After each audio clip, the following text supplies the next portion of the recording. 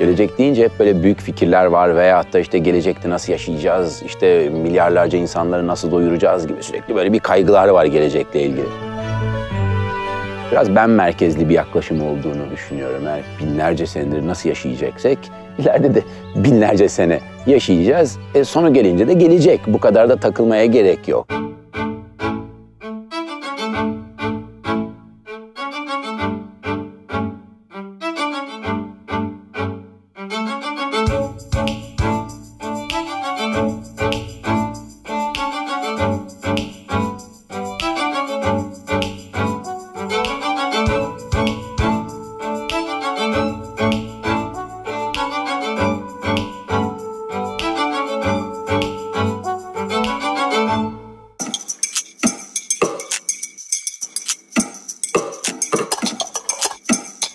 Yaşadığımız maksimum 100 seneye baktığımız zaman zaten bir damla bile değil okyanusta. Bizim hayatımız ve yaptıklarımız. İnsanlar takılıyor işte diyor ki aman et yemeye devam edebilmem lazım. Bütün sistemleri değiştirelim niye? Bugün et yemeye devam edebileyim diye veyahut da başka neyse yemek istediğimiz. Biraz sığ ve bencilce geliyor. Hem nesil olarak sadece kendimizi düşünüyoruz bir de dünya olarak sadece bu gezegeni düşünüyoruz. Halbuki o kadar daha fazla bir şeyler var ki bir adım geriye atıp baktığımız zaman bu kadar da strese girmenin bir anlamı olduğunu düşünmüyorum.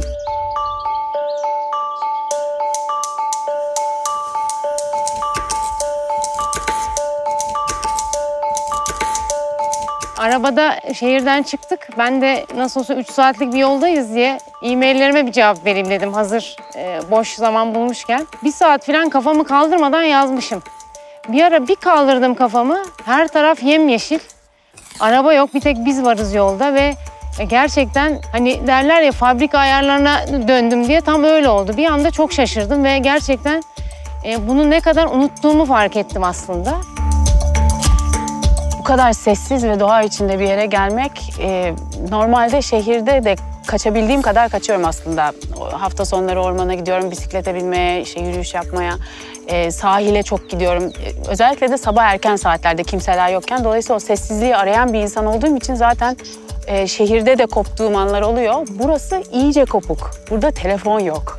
Benim için en büyük farkı o. Onun olmaması iyice tamamen kopup doğanın sesini dinlemeye sebep oluyor. O da çok hoş.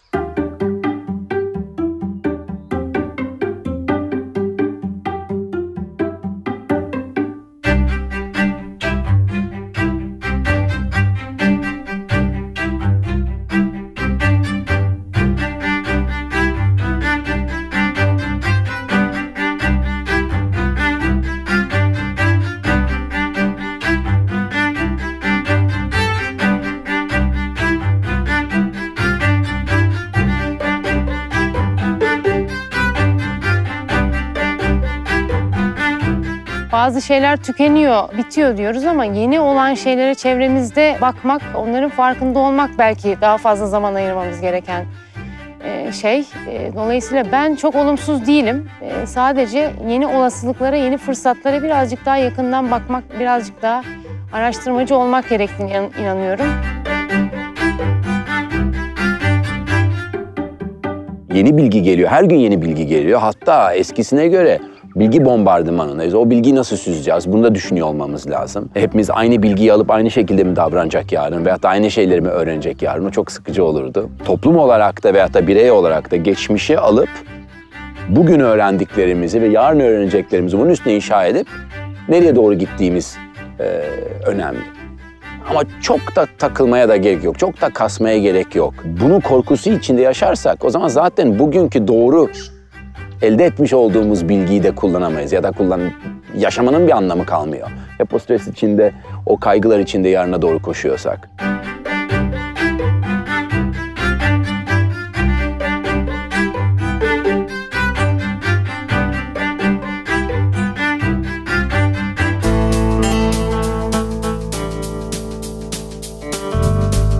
Bir değil, 3 çeşit. Evet, heyecanlı iş bu ya. Sen gitmiştin değil mi Evet. Tıflı Paşa'ya? Tıflı Paşa değil mi bunlar? Hı-hı. Ben oraya gittim yani oraya gidene kadar bu ikisini yemiştim. Tahinli ve ballı ama pekmezli ilk defa orada yedim. Acayip güzel. Hep 9. nesil diye ben biliyordum. Ama oraya gidip de işte gide gele bir sürü gitmişiz. Ama nedense hep böyle 9 nesil diye aklıma kaldı. Sonra Fatih, Murtaza amcanın oğlu 10. nesilmiş. De 1700'lerden kalma. Acayip Evet. bir hikaye. Ve benim hoşuma giden o tarafta Murtaza amca bir önceki ustaydı bu işi yapan. Aslında avukat. Ama sonra helvacı olmuş tekrar ailesi gibi. Müthiş bir hikaye. Oğlu Fatih alıp devam ettiriyor. Fatih tek başına değil, diğer kardeşler de aslında. Bütün aile yapıyor. Ama şu an Fatih'i böyle asıl usta diye öne çıkarıyorlar ve biraz değiştirmiş tekniği. Yani tam babası gibi yapmamış. Evet 10 nesildir devam eden bir geleneği almış. Ama yarına giderken mini oynayarak. Halen susamı kavuruyor eski usul, halen taş değirmenle öğütüyor susamı helvasını yaparken vesaire ama bütün o hikayenin devamı aynı kalmıyor. Ben eminim diğerlerine de baktığımız zaman hep gelenekselini yapıyoruz deseler de twist var. Muhakkak vardır. Olmaması mümkün değil. imzasını atıyor bir şekilde. Renklerin güzelliği. Şu ortadaki ballı mıydı o? Şu ballı evet. Pekmezli bu sade. Evet. Dur şunu şöyle keseyim. Al. Sese şöyle. bak. Of. Çatır çutur. Harika. Dur ben şunu kaldırayım şuraya. Alın. Çatal lazım mı? Böyle Yok. atarsınız değil mi? Tamam. Şimdi böyle başlayamadım bir türlü. Hadi. Ben başlayayım Ben o zaman. ballıdan başlayayım aynen. Harika. Evet belki içinde çok şeker var. İşte gelecekte şeker, un falan yemememiz lazım vesaire ama... Yani, Bu da yenmeden nasıl olacak? Yani? tabii olmayacak o yüzden. Bursa başkentmiş o zaman öyle düşün. Evet. Yani o kadar eskiden beri aynı aile geleneksel yöntemle yapıyor. Yani yemedi de ne yap yani tabii.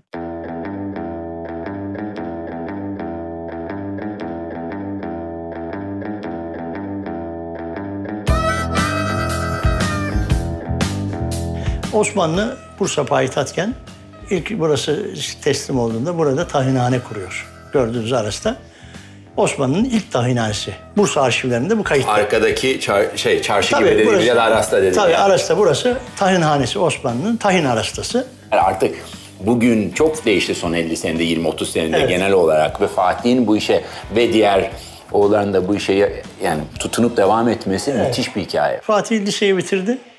Ben de büyük oğlumla beraberdim. O da çok büyük bir ustadır. Yani bizden fazladır o. Bedenen de hareketlidir, güçlü kuvvetli bir çocuktur. Onunla biz yapamadık, anlaşamadık. O da ben de ayrı yapıyorum. Yani benim boyunduruma girmek istemedi. Biraz eskiler daha baskıcı oluyoruz herhalde veya tutucu oluyoruz. Gelişime çok açık olamıyoruz veya değişime açık olamıyoruz. Gelişmeye belki istiyoruz da açık olamıyoruz herhalde. O gitti. Ben yalnız kaldım burada. Hem avukatlık yapıyorum. Sabahları geliyorum, helvayı vuruyorum, hazırlıyorum. Veyahut hanıma diyorum ki bunu gelince şurasını aç, yapıver, ben telefon edeceğim diyorum. Ben duruşmalardayken telefon ediyorum. O açıyor, geliyorum ben, helvayı hazırlıyorum. O bana tahin döküveriyor, yoğuruyoruz. Lokum kesiyoruz, lokum diziyoruz falan. Hanıma susamcılığı öğrettim. Gelberi sallamasını öğrendi. Yaptı böyle. O arada Fatih de liseyi bitirdi yaptı. Herhalde benim böyle çok sıkıntılı şeyime üzüldü. Kim bilemiyorum ya. Çok beraber yaptık. Onunla ara sıra dertleşiyoruz falan. Ben ona ince Mehmet'im derim. Hiçbir yükün altından kaçmaz o. Öyledir, onun huyu başkadır yani. Bir şey söylediğin zaman ona riayet eder. Böyle. Ölür, yapmam demez. Elinden geleni yapar şeyi. Okula gitmesini istedim ben onu, üniversiteye. O dedi ben gitmeyeceğim. Oğlum neden, benim param yok diye mi öyle düşünüyorsun? Ben bulur seni okuturum dedim. Benim kabiliyetim bu kadar dedi. Ne yapacaksın dedim. Bu işi yaparım dedi. Nasıl yaparsın dedim ben, yani zor bu iş falan. Olsun ben yaparım dedi. 2 sene askere gidinceye kadar o ince ellerle o işte çalıştı. Çok da zor bir iştir bizim işimiz. Yani bir de en eski usulle yapıyoruz biz bunu. Ustalığı benden iyi. Ben babamdan babam bir şey göstermedi. Siz göstermez eski insanlar. Kendiniz öğreneceksiniz. Ben ona aklımın erdiği kadarıyla öğretmeye çalıştım, eğitmeye çalıştım. Ama o almasını ve uygulamasını iyi beceriyor.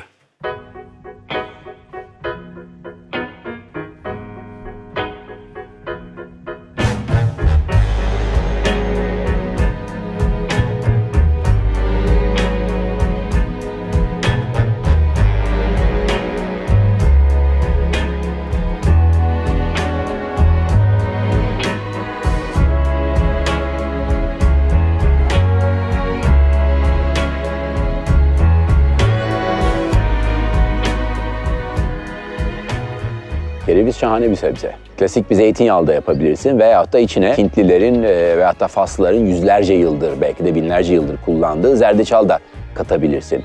Rendeleyip zeytinyağında kavurduğun zaman gerçek etkisi ortaya çıkıyor. Bir bakıyorlar toplumları incelediklerinde zerdeçal tüketen toplumlarda Alzheimer yok mesela. Lezzetli olmasının dışında evet bir faydası var, bunun farkındalardı ama bilimsel olarak niye olduğunu pek bilmiyorlardı. Bu da yeni yeni keşfedildi.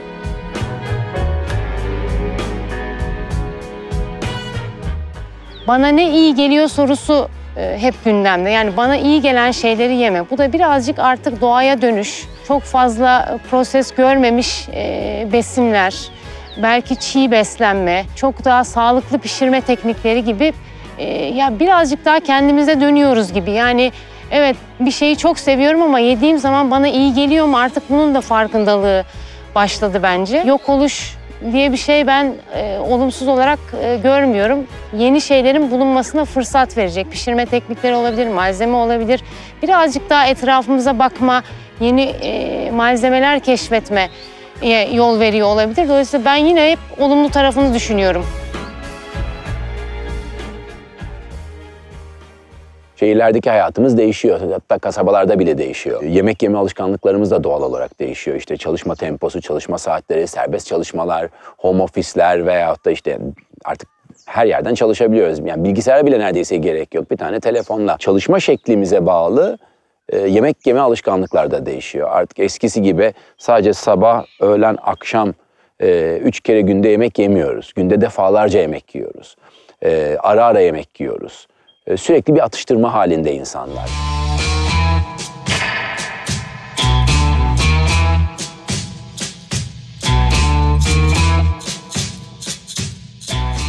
Özellikle gelecekteki nesilleri görüyoruz. Ya uğraşamıyorlar oturup şöyle bütün bir yemek yemeye. Atıştırayım, karnımı doyurayım, sağlıklı bir şey alayım ve devam edeyim işime. Oturup sofrada yemek yemeyi böyle bir keyif için oturuyor. Arkadaşları sosyalleşmek için oturuyor. Ama şu an saat öğlen oldu, oturup yemek yemem lazım. Ve hatta şu saatte uyandım, kahvaltımı etmem lazımlar değişti. Neden yemek hayatımızın bu kadar önemli bir parçası? Çünkü sofra hayatımızın çok önemli bir parçası. Sonuçta sosyal varlıklarız ve yemek bizi bir şey etrafında birleştiriyor. Bu bütün dünyada böyle. Hatta şöyle bir durum var. Son yıllarda birbirimizden koptukça o kopukluklar yüzünden diyeyim paylaşım yemekleri, ortaya mezeler, küçük tabaklar falan acayip dünyada trend halinde.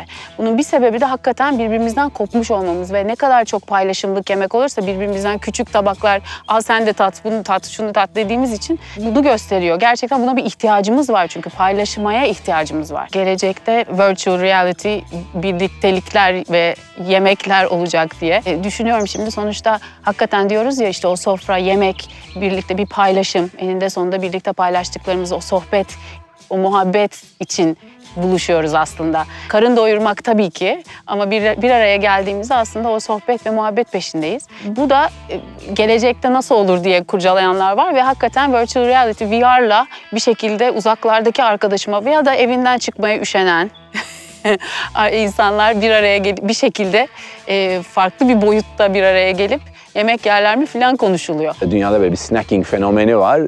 Lokantalar menülerini bunu koyuyorlar.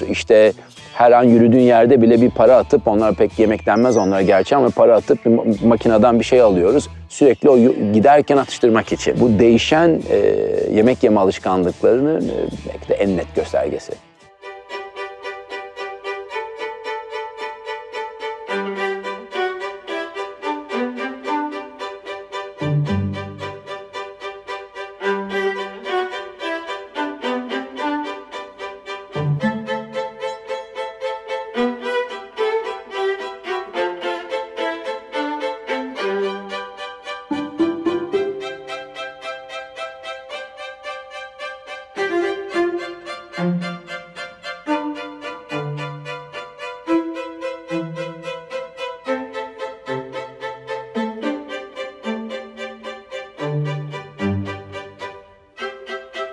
Biz çok ezberci bir jenerasyonmuşuz, çok net benim için. Ne alırsak hemen yutalım, onu uygulayalım. Şimdiki jenerasyon belki de bu dijital çağdan, belki de kesinlikle DNA'larının da farklı olduğunu düşündüğümden bambaşkalar, rengarenk bir nesil.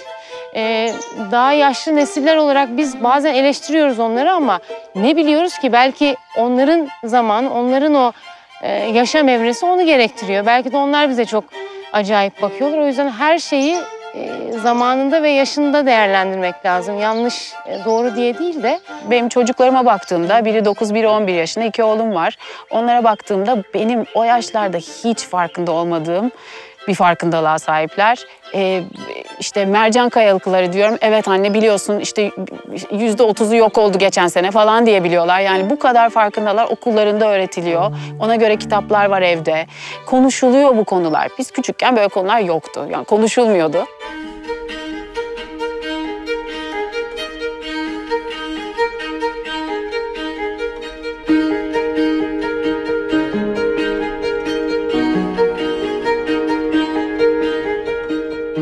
İstiyor musun şundan? Al. Senin yanında duruyor zaten dur benim gibi. Teften yapıldı ha bu. Ben ilk defa yaptım. Ve kumlu ıspanak yer gibi biraz. Ama güzel, lezzetli. Güzel. Etiyopya bir ekmeği gibi ortaya gelir böyle kocaman. Ben de geçenlerde Mehmet geldi Tekinen. O anlatıyordu işte tahılın değişmesi lazım işte gluten vesaire hikayelerini. Bunda gluten yok. Bunda mı yok? Hayır bunda yok. O getirdi şey zaten. Sonra burada öttüm onu. Plakada pişirdim. Ama ben ilk defa deniyorum. Fena değil tadı Çok da. güzel. Biraz daha mı ince öğütmem gerekiyor? Çatır çutur bir şey Evet, geliyor bu kadar çünkü. çatır çutur olmuyor çünkü o kadar şeyde. Bundan bir 10 sene önce tef nedir diye girip internete baksaydık, glutensiz olması herhangi bir böyle bir enteresan bir özelliği gibi sunulmazdı. Çünkü kimse umursamıyor, gluten nedir bilmiyorduk. Dolayısıyla bu günümüzün farkında olduğu bir durum ve doktorların dediği hakikaten artık bilinen bir durum. Yani acaba kötü mü, iyi mi falan diye değil, düşünmeyin zaten kötü. Bu biliniyor, bilimsel açıklamaları da var, kabul ediliyor. Belki binlerce yıldır tahılları yiyoruz. Gururla bu tahılları bu topraktan çıktığını düşünüyoruz. Bu bölgeden çıktığını düşünüyoruz. Milli mesele haline gelmiş neredeyse. Ama bilime de bakıp bu bilime doğru okuyup bununla birlikte ileriye nasıl giderize bakmak gerektiğini düşünüyorum. Bunda rengi şaheser. Wow. Ne bu rengi verdi? Zerdeçal o hem taze rendeledim bir de biraz kuru attım içine. Bu da Mehmet'le konuşurken bundan baya önce Mehmet'le konuşuyorduk. O zaman yer elması ile. Yani yer elması da işte bu prebiyotik, probiyotik bütün o hikayeleri onunla konuşurken yer elması ama sadece yer elması değil. Zerdeçallı yer elması yaptım işte. Oradan aklımda kaldı. Kerevizde yaptım. Ondan sonra Çok niye güzel olmasın? olmuş. Tam fotoğraflı nefis rengi. İşte zerdeçal hapı var mıdır? Vardır herhalde. Var tabii. Var mı? Her şeyin hapı var. Hapı da şeyin var, hapı var. ama damlası var esas. Damlasını böyle yiyeceklere falan katabiliyorsun. Evet görüyoruz. Dünyada müthiş bir zerdeçal furyası var. Yaşlar uzadıkça, hayatlar uzadıkça Alzheimer'de daha fazla görünmeye başladı ve bunu engellemenin yolları var. Şu an zerdeçal buradaki en önemli konulardan biri doğru kullanıldığı zaman. Geçmişten gelen bir bilgi var. Bugün bilim bunu ispatlıyor. O zaman geleceğe doğru gittiğimiz zaman niye bu bilgiyi eski bilginin üzerine koyup da birleştirip de ileri gitmeyeyim? Baktığın zaman gelecekte işte veyahut da sosyal medyadan aynı arkadaşım şeyden bahsediyordu. Sosyal medyaya hiçbir bilim kurgu öngöremedi. Bir sürü işte Jetsonlar bilmem ne hap atıyorsun şu oluyor. Veyahut da Mars'a gittik. Ya işte, robotlar giydiriyordu bizi böyle duracaktık. Öyle jetgillerde. ama hiçbiri olmuyor. Hiçbiri sosyal medyayı öngörememiş. tabii. Şimdi o kadar çok şey var ki Aynen gelecekte öyle. bilmediğimiz Bilmediğimiz neler ama. olacak. O yüzden Kim fazla bilen kasma olacak. ya yani tatlı yapabildiğini yap. Ya hele Bugün yapabildiğimizi yapmalıyız işte o ama bir kadar. taraftan da. hele dijitali düşündüğümde ben diyorum ki ya Sitare, yani mümkün değil yani senin bir şeyi falan kontrol etmen. Çünkü hani kat gidiyor. falan gidiyor yani. Aynen. Neyi kontrol ediyorum ki? Yani demin de söyledim. Yani minicik bir delikten koskoca bir bilinmezi görmeye ve anlamaya çalışıyoruz yani. Bizim görüşümüz o delikten şu kadar sadece. Hani gerçekten kaynaklar tükeniyor. Bu hızla giderse insanlık bu hızla tüketmeye ve yemeye ve yaşamaya devam ederse 50 sene sonra bile bugün bildiklerimiz geçerli olmayacak. Dolayısıyla bir şeyler yapmamız lazım tabii ki. Ama burada şöyle bir şey bana ümit veriyor diyeyim. hiç olmadığı kadar sağlam bir teknoloji ve farkındalığa sahibiz. Strese girmeye ve hatta kasmaya belki gerek yok. Çocukların dediği gibi kasamam diyorlar ya. Yani o kadar kasmaya gerek yok ama yapabilecek 1000 tane şey var. Hepimizin, her birinin, bireyin yapabileceği bir şey var. Bu işte daha az et yiyip yarın belki çekirge yemek gibi iyi dediğin şey de olabilir. İşte planı çocuğuna da bırakmak veyahut da digital bir şeyi çocuğuna bırakmanın yöntemlerini var. Yani 1000 tane şey var yapabileceğimiz. Yani onları yapsak zaten yapabildiklerimizi yapmış oluyoruz ve o da zaten o yapabildiğimizi yapıyoruz. Daha ne yapacağız? Gibi bir hikaye. Yani tek başımıza dünyayı kurtarmanın bir stresine girmenin bir anlamı yok. Demişken, Ne güzel dedi. Ya, Evet, hadi bakalım. Hadi. Şimdi rahatladım işte. Bak. Zihin açıyor açık hava.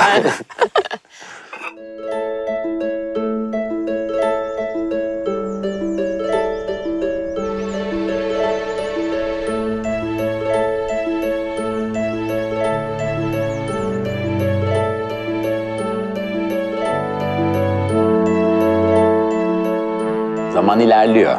Hep de ilerleyecek. Bundan yüzlerce sene önce de ilerliyordu. Bundan binlerce sene sonra da ilerleyecek. Bu dünya olmasa da ilerleyecek. O yüzden çok fazla kasmaya da gerek yok.